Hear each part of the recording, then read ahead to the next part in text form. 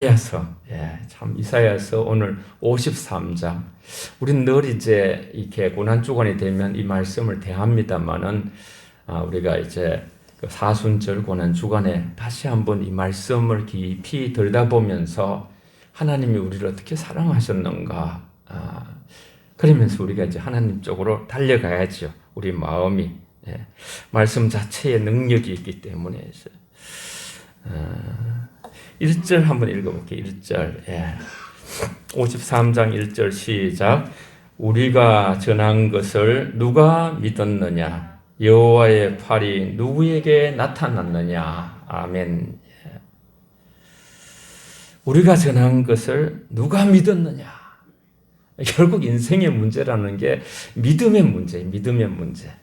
마음속으로 여러분이 인생의 문제는 믿음의 문제다. 실제로 그리스도가 세상에 오셨을 때에 관원들이나 바리새인 중에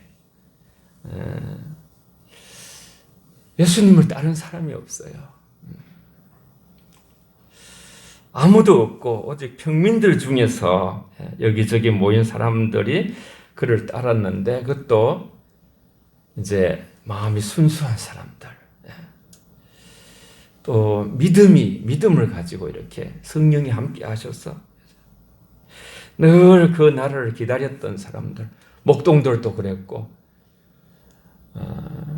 또 공부를 많이 했지만 그래도 박사들 멀리서 이렇게 예수님을 만나러 왔죠. 늘 기다렸던 거예요. 예수님이 오시기를. 하나님의 은혜를 상실해 버리고 세상에 빠지면 우리는 하늘의 어떤 움직임을 볼 수가 없어요. 우리가 뭐든지 이렇게 생각해 보지만 사실 하늘이 결정해야 이 땅이 궁극적으로 너무나 오랫동안 이 가뭄이 됐잖아요. 너무너무 가뭄이 길었어요. 얼마나 귀한 담배인지 몰라요. 불이 싹 이제 다 꺼지길 바라기도 하고요. 우리가 전한 것을 누가 믿었느냐? 그래서 예수님께서 이제 오실, 수백 년 후에 오실 것을 예언한 내용인데,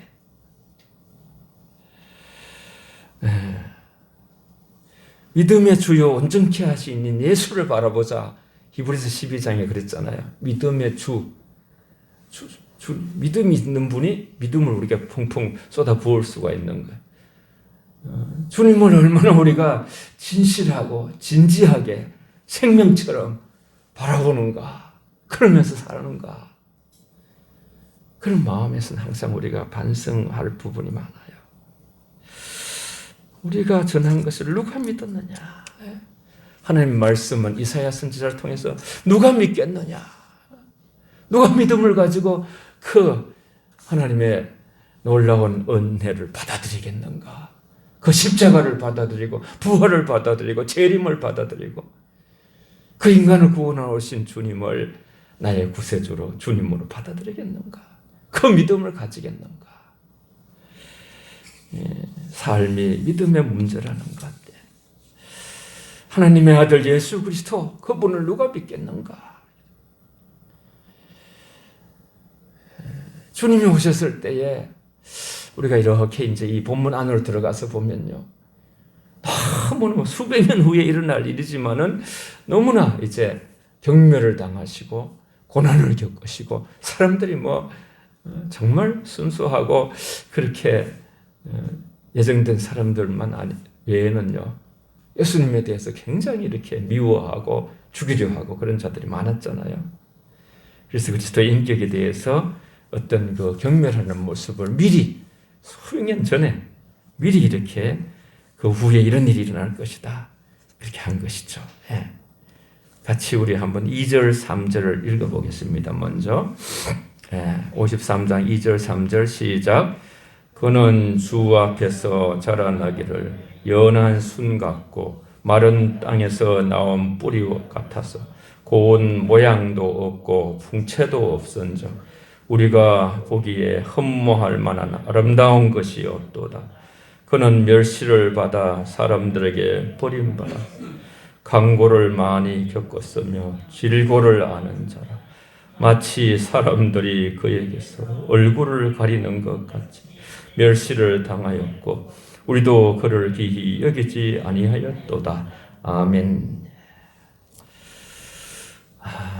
중학교 때 서울 올라가서 고등학교 준비하느라고 학원 다니면서 또 이렇게 교회를 이제 나가기 시작하면서 어느 때 이사야 53장을 만나게 되고 이것을 묵상할 때 막 성경책에 이렇게 계속 눈물이 떨어지고 더 읽지 못하고 그랬던 그 경험이 있습니다.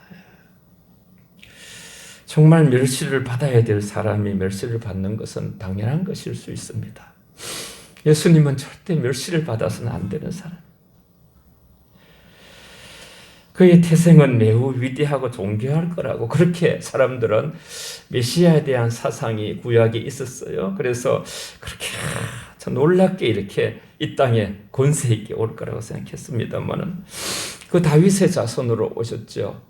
다윗의 가문이 다 이렇게 실제적으로 현실적으로 이제 왕족의 세력이 타락하고 멸망이 그죠. 그런 어떤 그런 상황 가운데 몰락한 상황 가운데 예수님께서 요셉이라는 목수의 아들로 가난한 자들이 사는 곳에 거기 태어나셨죠.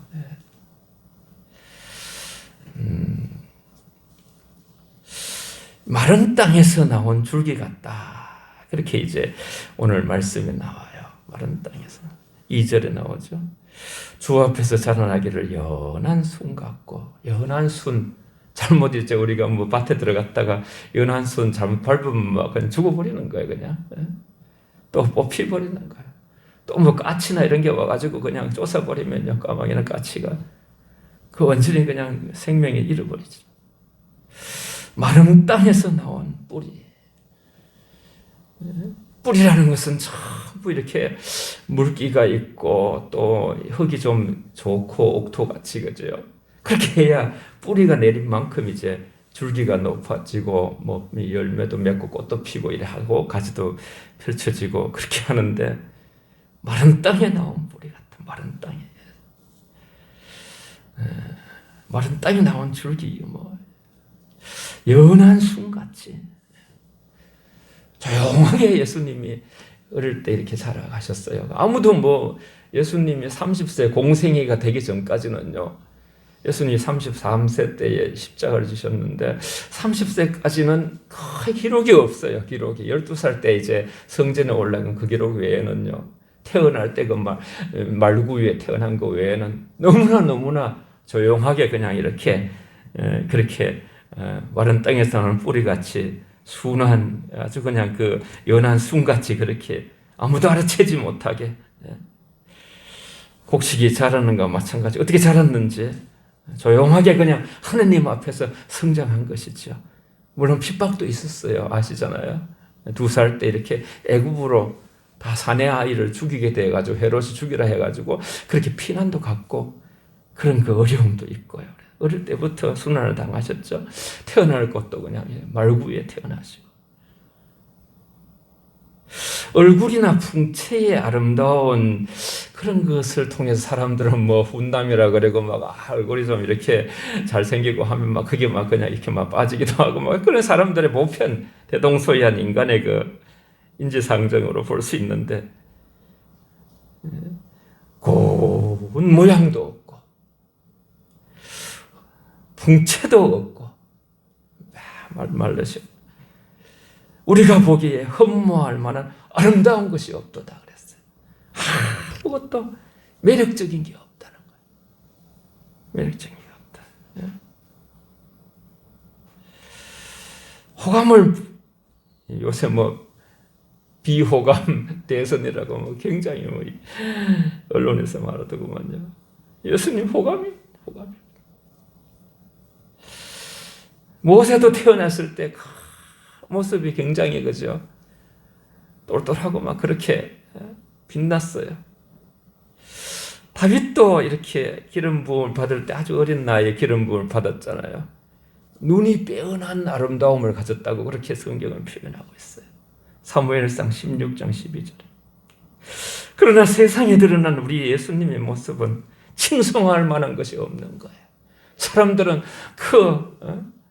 사람들의 그 외적인 모습을 이렇게 사람들이 많이 보기 때문에 지혜에 근하는 말로 예수님도 그렇게도 잘 안 해요. 요청하게 뭐 예수님은 대단하게 그런 게 아니라 그냥 아주 전혀 꾸밈이 없는 말로 심령이 가난한 자는 복이 있나니 천국이 저의 것이며, 이 원어적으로 하면요, 복이 있을지어다 심령이 가난한 자여 천국이 저들 것이라. 그렇게 원어로 되어 있는데 순서가 강고를 많이 겪었으며 질고를 아는 자라 그랬죠. 3절에 보면요, 우리 주님에 대해서 우리는 좀 전문가가 돼야 돼. 이게 막 우리 마음속에 막 그냥 이 말씀이 막 살아서 움직여야 돼. 멸시를 받아가지고 사람들에게 버림받고, 사람들이 뭐 지렁이도 뭐 밟으면 꿈틀거린다 하는데, 사람들이 이렇게 특히 남자들 보면 자존심이 강하거든요. 자존심을 한번 짓누르면요 그냥 집에서든 어디서든 뭐 싸움이 나기도 하고. 예수님은 멸시를 많이 받아서 사람들이 버림받아. 사람이 제일 힘든 게 거부하는 거거든요. 상대 안 해주는 것이거든요. 버리는 것이거든요. 마음으로부터 전혀 당신 아마 상종을 안 한다. 아주 이렇게 문전박대하듯이 그러네. 그렇게 강고를 많이 겪었으며 질고를 아는 자라. 마치 사람들의 그에게 얼굴을 가리는 것 같이 멸시를 당하였고 우리도 그를 기히 여기지 아니하였도다. 그랬어요. 우리는 이 이사야 시대에 있었으면, 아니면 우리가 예수님이 이 땅에 오셨을 때 우리가 거기 있었으면 우리의 모습이 어땠을까? 기히 여기지 않는 그 존재가 될 것이다. 그렇게 이제 영적으로 우리가 우매하고 그 깊은 세계를 알지 못해서요.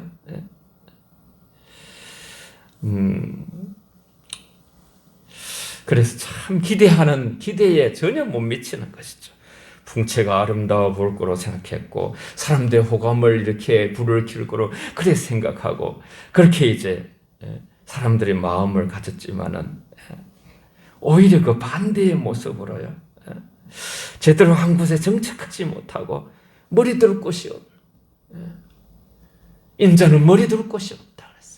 여우도 굴이 있고 참새도 보름자리가 있는데 인자는 머리 둘 곳이 없다. 아무 재산도 갖지 않았죠. 예수님께서는 제대로 한 곳에 정착하지도 못했고요. 늘 그 제자들하고 전도하러 다니면서 조금씩 이렇게 동양같이 이렇게 어떤 사람들은 이렇게 헌금을 해주기도 하고, 가룟유다가 늘 해결을 보면서 자루를 들고 다녔잖아요.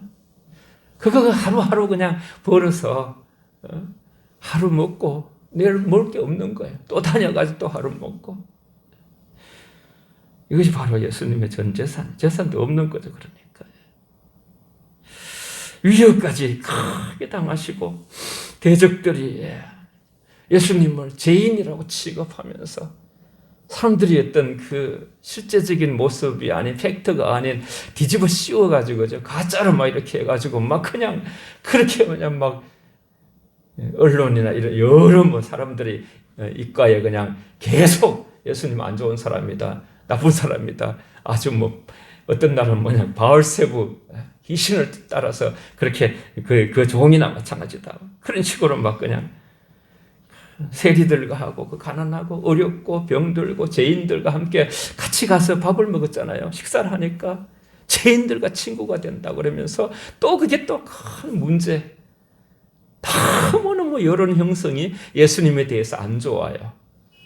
최악의 어떤 그런 상황들 가운데서 예수님은 살아가시는, 12명 제자들을 두고서 이렇게 같이 살아서 늘 이렇게 전도도 다니고 하셨는데, 그 중에 또 한 명 가룟유다가 예수님을 또 은 30냥에 그것도 입맞추면서, 그 인사가 그렇거든요. 내가 입맞추는 그이가 바로 그 대장 예수다. 그를 잡으면 된다. 그러면서 밤중에 예수님을 팔아먹는 거예요. 그래서 참 예수님의 심령은 온유하시면서도 늘 슬픈 인상이 드러나 있어요. 아주 슬픔에 익숙하시고 인간의 그 아픔과 상처와 고통과 어려움과 소외됨과 그런 거 우리 인간의 그 그늘진 그 모습에 익숙해 계신 주님이시. 다른 사람의 슬픔을 너무나 잘 아시는 거예요. 너무나 진심으로 저와 여러분들을 동정하실 수 있는 분이에요. 여러분 이런 마음을 가지고 주님, 우리 인생이라는 게 수고하고 무거고 힘들잖아요. 살아가면서 다 우리에게 주어진 십자가가 있고 무게가 있고 또 우리 또 연약하잖아요. 재성과 연약성 때문에. 그런 가운데 자꾸 여러분 주님의 이름을 부르십시오. 주님은 히브리서에 보면요, 모든 것을 체휼하셨다 그랬어요. 모든 것을 체휼하셔서 이 땅에 계실 때에 눈물로 통곡하시면서 구원하실 하나님을 붙들고서 100% 완전하게 순종하심으로 자신을 따르는 자들을 구원할 능력을 가지고 계신, 무슨 어미닭이 그죠? 병아리를 품는 것처럼 예루살렘아 예루살렘 하시며 올라가셔서 이렇게 눈물을 흘리시면서 저와 여러분들 인류를 품어 보시려고 얼마나 애를 쓰시는지 몰라요. 그러면 뭐 누가 팔인 어디서 나타났느냐, 여호와의 팔인 누구에게 나타났느냐, 누가 그것을 믿겠느냐, 그런 것처럼 많은 사람들이 주님을 외면하고 그 시대에도 이제 그 권력과 어떤 힘, 어떤 재물 이런 것에 마음을 둔 헤아려 새 것이 없는 것이죠. 주님을 알아보지 못하. 예수님에 대해 사람들이 경시하는 그 모습이에요. 모든 열방의 흠모를 받기에 충분한 거룩한 아름다움과 선함이 사실은 그 내면 속에 있는 거죠. 예수님 안에 하나님 나라가 있고 하나님의 그 형상과, 우리도 이제 모양으로 지었지만 우리는 완전하게 하나님의 형상과 회복이 완전하지는 못하잖아요. 우리는 하나님과 같지는 못하지만 예수님은 하나님과 그런 어떤 모든 영적인 그런 것을 가지고 계셨던 분이시지만은 그 아름다움을 보지 못하는 대부분의 사람들이, 왜냐하면 영적인 눈으로 식별되는 것이기 때문에 인간의 육신의 눈으로, 세상의 어떤 눈으로 볼 수가 없는 그런 영적인 신령한 세계잖아요. 그래서 얼굴을 가리우고 보지 않음을 받은 자 같아서 그렇게 아주 고백을 해요. 그렇게 멸시를 당하였고 우리도 그를 기히 여기지 않아있도다. 여러분 이번 사순절을 맞아서 우리 주님을 기히 여기시는 저와 여러분 되시길 바랍니다. 한번 따라해 봅시다. 주님 기히 여기겠습니다. 시작. 주님 기히 여기겠습니다. 아멘. 메시아의 순환에 대해서, 메시아는 스스로 천하게 되셨죠. 자신 십자가에 못 박혀 죽을 정도로 스스로 천하게 되시고 질고와 슬픔을 당하시고 그 슬픔을 감내하시면서 자신의 운명을 한탄하지 아니하시고 슬픔으로 인하여 움츠러들지도 않으셨어요. 우리 대장 되신 주님께서 끝까지 건지시면서 마지막 십자가를 지시고 십자가까지 죽기까지 하신 내어주시고 마지막에 그 7마디 말씀하실 때 6째에 뭐라고 하셨어요? 테텔레스타이, 다 이루었다. 하나님의 구원 계획을 다 이루었다. 그러시면서 마지막에는 내 영혼을 아버지께 부탁하나이다 그랬죠. 우리 같이 4절에서 6절까지 한번 이 놀라운 예언의 말씀을, 이미 이루어졌지만은 예언의 말씀을 같이 읽습니다. 4절에서 6절까지 시작. 그는 실로 우리의 질고를 지고 우리의 슬픔을 당하였거늘 우리는 생각하기를 그는 징벌을 받아 하나님께 맞으며 고난을 당한다 하였노라. 그가 찔림은 우리의 허물 때문이요 그가 상함은 우리의 죄악 때문이라. 그가 징계를 받음으로 우리는 평화를 누리고 그가 채찍을 맞음으로 우리는 나음을 받았도다. 우리는 다 양 같아서 그릇 행하여 각기 제 길로 갔거늘 하나님께서는 우리 모두의 죄악을 그에게 담당시키셨도다. 아멘. 주야. 매를 맞고 상처를 입으셨지요. 징벌을 받고 맞으며 고난을 당하셨지요. 악을 행하는 자로 거부를 당하고 온갖 악평을 들어물어서 혀로도 매를 맞았죠. 말이라는 게 굉장히 아프거든요. 마침내 손으로 뺨을 맞으시고 매를 맞으시고 실제로 채찍을 당하시면서 아무리 악한 자라도 사실 유대법에서는 40대 그 이하로 39대까지 그렇게 매를 쳤는데 로마법에 의해서 수백 대 그냥 그것도 나비 달린 끝에 그죠 그렇게 막 후벼 치는데 그냥 예수님의 살점이 막 이렇게 떨어져 나가고 그 수위가 보관되어 있는데 핏덩어리가 되는.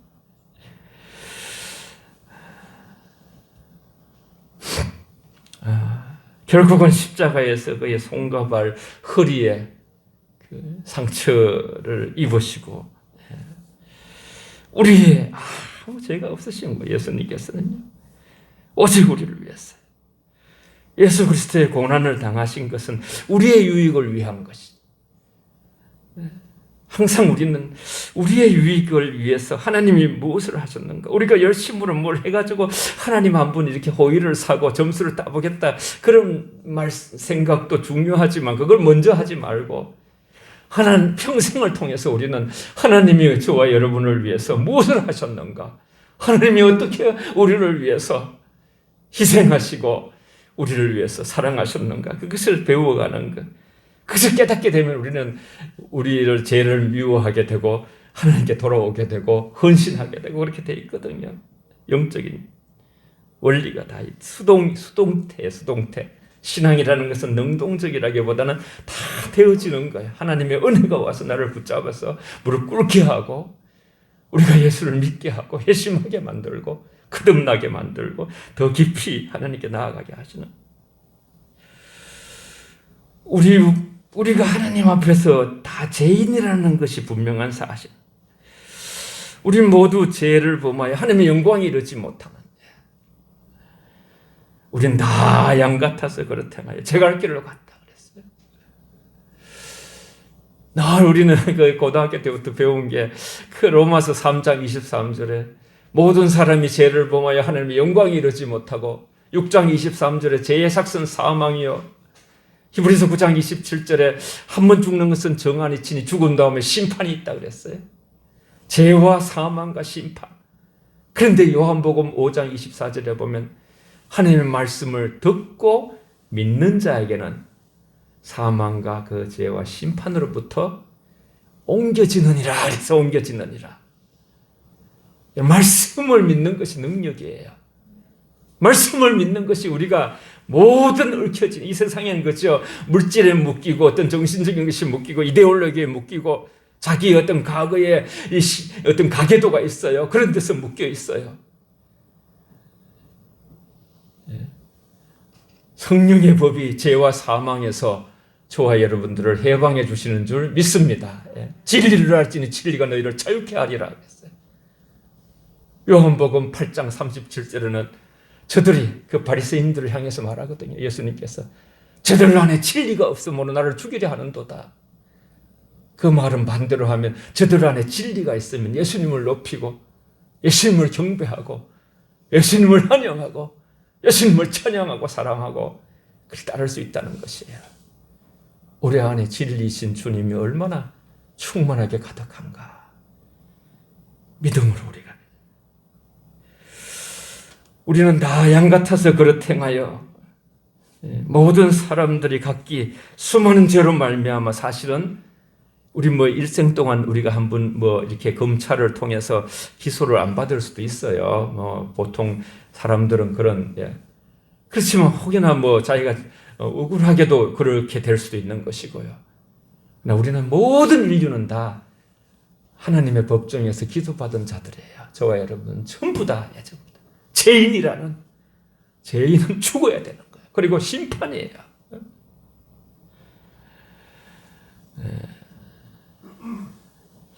우리는 진정 양과 같이 잘못 행하여 왔고, 양은 아무데나 가기 쉬운 데로 가거든요. 잘 돌아다녀요 막. 그래서 집에 들어오지도 못해. 이게 특성인데, 우리의 특성이죠. 각기 하나님의 길에서 벗어나서 자기 길로, 자기 고집으로, 자기 생각으로, 자기 주관으로, 자기 경험으로 자기 뜻을 세워가면서 하나님의 뜻에 겨루면서 우리는 살아가는 그 모습이 바로 이 죄의 특성이에요. 우리 안에 죄의 그런 특성이 있어요. 우리가 타락하고 나서 우리 본성 안에요. 그런데 그 죄짐의 질고를 그 4절에 그렇게 시작하잖아요. 그는 예수님 태어나실 그 예수님 수백 년 후에 실로 우리의 질고를 지고 우리의 슬픔을 당하였거늘. 우리의 질고를 지고 우리의 슬픔을 당하였거늘. 한번 따라해 보세요. 제가 먼저 해볼게요. 우리의 질고를 지고 우리의 슬픔을 당하였거늘. 시작. 우리의 질고를 지고 우리의 슬픔을 당하였거늘. 아멘. 이걸 계속 묵상해 보세요, 여러분. 질고라는 것이 사전적 의미에 보면요, 병에 걸려서 겪는 괴로움이 질고예요. 병에 걸려서 온 인류는 여러분 죄병에 걸려가지고요, 이 구제불능이에요. 길이 없는 거예요. 길이 살 길이 없는 거예요. 오라나는 공고한 자로다. 이 사망의 몸에서 누가 나를 건져내려? 그런데 예수님께서 인류의 그 죄에 걸린 우리 인류의 그 질병, 아무도 의사한테 가도 못 고치고 이 세상 과학과 의학과 재물을 다 합쳐도 한 명을 구원할 수 없는 그 영혼의 치유함을, 그것을 예수님이 그 질고를 대신 지셨다. 대신 지셨다. 그는 실로 우리의 질고를 지고 우리의 죄짐을 지고 우리 죄의 어떤 상처와 아픔을 지고 모든 우리의 인간의 그 불행을 지고 주님이 대신해서 다 거머쥐었다는 것이, 다 어깨에 짐을 졌다는 것이. 사순절 40일인데요. 사순이라는 게 순이 10이거든요. 우리는 고난조간까지, 또 고난조간 지나서 부활절까지. 그렇게 해서 우리는 깊이 묵상하면서 우리 주 예수께서는 우리의 죄를 대속하여 우리를 죄의 결과로부터 구원하시고자 하시는 그 뜻을 하나님께서 이제 예수님에게 주시고 구원의 계획을 세우신 것이죠. 그 임무를 수행하신 것이죠.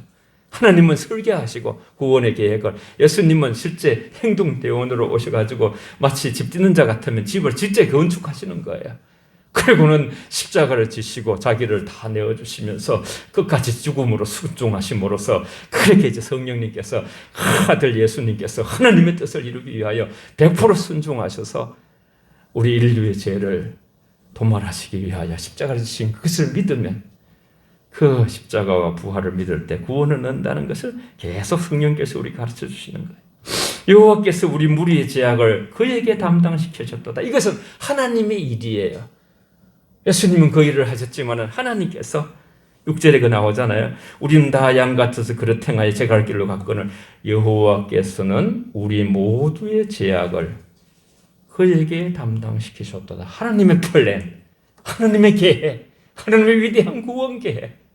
우리는 이것이 바로 우리의 노래가 돼야 돼. 찬양이 돼야 되고, 이를 위해서 우리가 예배를 드리고.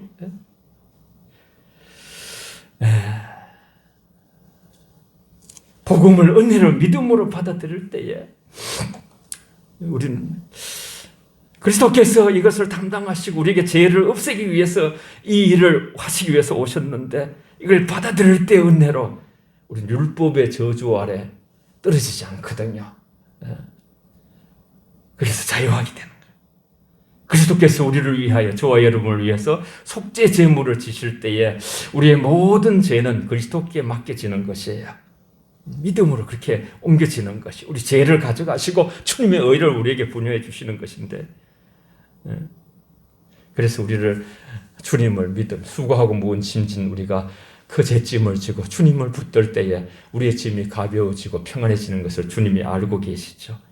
시편 40편 6절 12절도 말씀하셨어요. 하나님을 제외하고는 어느 누구도 우리의 죄를 그리스도께 지울 권세가 없죠. 그리스도께 놓여진 짐은 바로 우리 무리의 죄악이에요.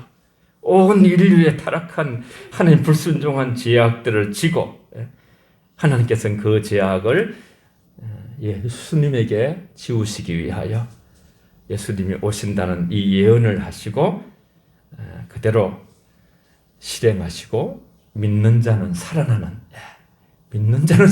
것이, 믿는 자는 영원히 사는 것이, 그의 죄의 짐을 대신 짊어지셔야 하기 때문에 형벌을 받으셨죠. 그래서 이제 4절에 그렇게 하죠. 그는 실로 우리의 질고를 지고 슬픔을 당하였다 그랬어요. 그러면서 그가 찔림은 5절에 우리의 허물로 인하며, 예수님의 찔림은 아무 다른 이유가 없어요. 저와 여러분의 그 죄와 허물 때문에 예수님께서 찔리셨고, 우리의 죄는 그의 머리에 박힌 가시와 같고 그의 손과 발에 박힌 목과 같으면서 그 옆구리에 찌른 창과 같은 것이 바로 우리의 죄죠. 우리 죄로 인하여서 예수님이 그렇게 죄짐을 짊어져야 되고 슬픔의 길을 걸으셔야 되고 그런 압박과 모든 수모와 연단과 버림을 받는 것처럼 그런 길을 가시면서 십자가에 죽으셨죠. 우리의 죄악이 바로 예수님의 십자가를 지셔야 되는 이유가 되는 것이죠. 그것을 하나님 해결하시기 위하여. 그래서 고난으로 말미암아 우리에게 주어진 결과는 평화와 치유예요. 그가 징계를 받음으로 우리가 평화를 누리고, 5절에 그 다 나와 있죠. 우리 화평이신지라, 에베소서 2장 14절이었죠. 화목제물로 하나님과 원수된 우리를 이렇게 손을 잡게 만드신 그 예수님, 중매자가 있어야 되거든요. 뭐든지 어려움이 있을 때 관계를 회복하는 누가 중간에서 자기를 통하여 우리가 죄를 용서받다는 사실을 알고 계시기 때문에 채찍에 맞음으로 나음을 입었도다.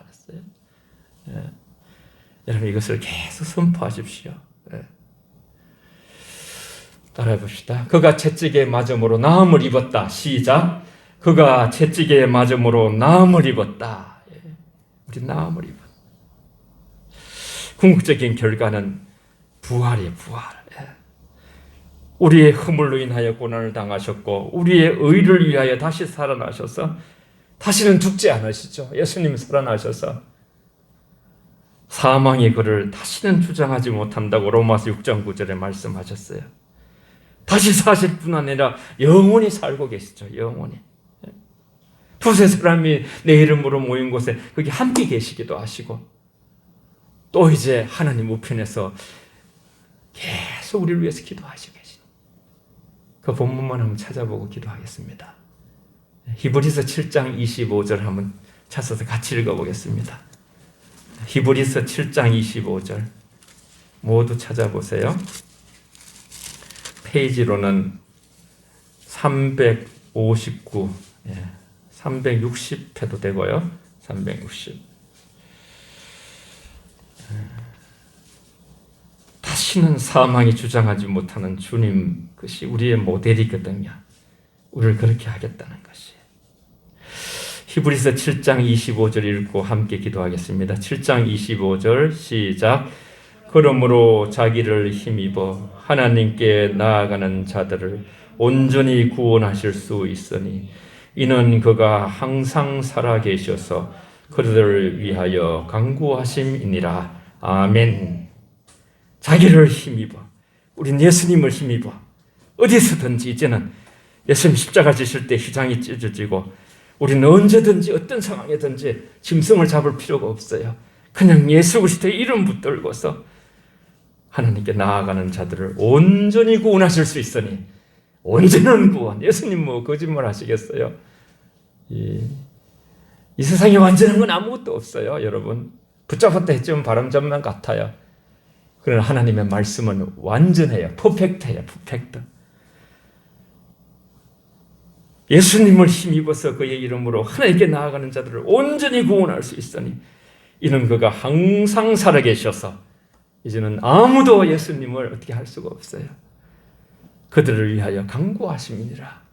저와 여러분들을 위해서 우리가 하나님께 기도할 때 예수님도 같이 기도하시는 거예요. 하나님께 주님의 이름을 붙들고 나아갈 때에 항상 함께 하셔서 저와 여러분을 도우시는 일이 늘 우리가 알든 모르든 간에 계속되고 있는 거예요. 위험할 때도 주님을 붙드십시오. 어떤 사람들은 막 아주 그냥 너무나 순간적으로 그죠.